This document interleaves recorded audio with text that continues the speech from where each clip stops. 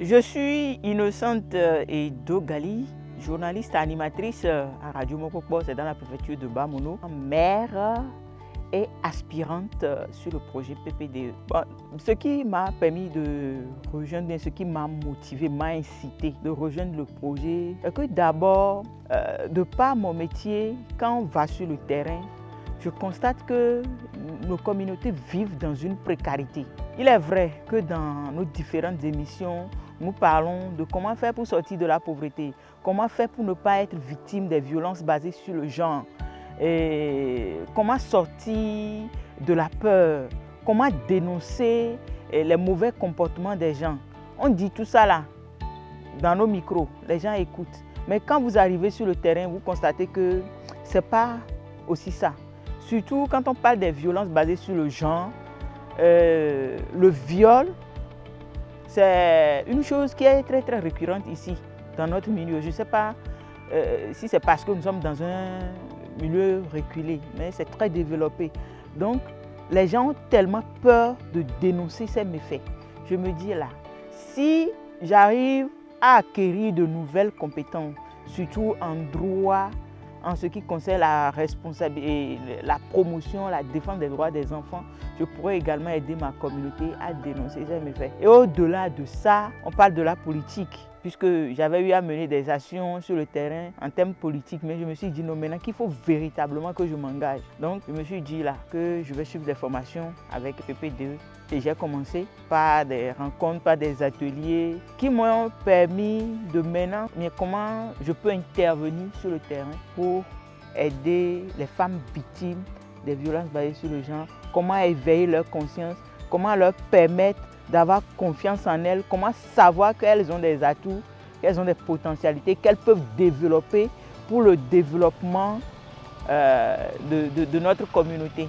Femme leader, c'est cette femme qui, non seulement qui a des capacités, qui a des potentialités pour aider ses consoeurs, les femmes, les jeunes, tout à atteindre leurs objectifs, mais aussi à les comprendre, à les assister, à les accompagner, pas leur imposer son point ou bien ses points de vue, mais les comprendre, les assister afin qu'elles puissent trouver, bien qu'ils puissent trouver des solutions à leurs problèmes tout en les accompagnant.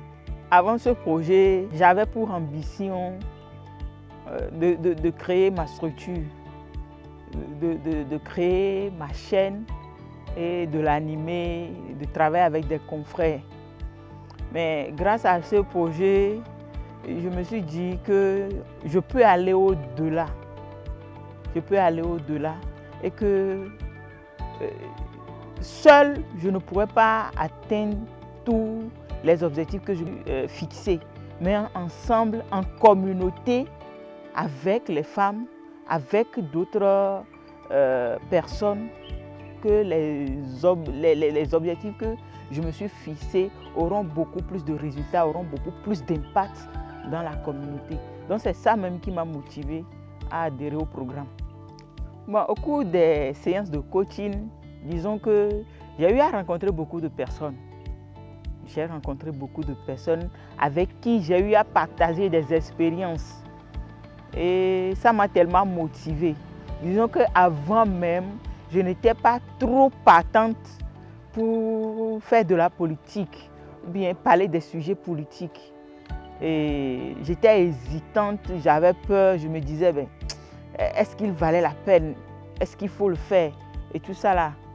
Donc, avec les coachings et tout ça là, non seulement j'ai rencontré des personnes, notamment la députée, Mme Brigitte Kafi-Adjamabo Johnson, chez qui j'ai fait un stage qui m'a montré les rouages, les contours de la vie, que ce soit associative et politique, de comment gérer sa vie personnelle, professionnelle et surtout combiner tout ça là avec la politique quand on est femme. Et j'ai également appris qu'en tant que femme, nous avons la force, nous avons cette énergie de vite changer les choses parce que nous sommes au milieu, nous sommes devant beaucoup de situations. Sans nous, il n'y a pas de changement. Donc, s'il va y avoir un changement qui va venir de quelque part, ça doit d'abord provenir de nous les femmes. Donc nous devons nous laisser transformer, guider, former pour apporter l'innovation dans notre communauté.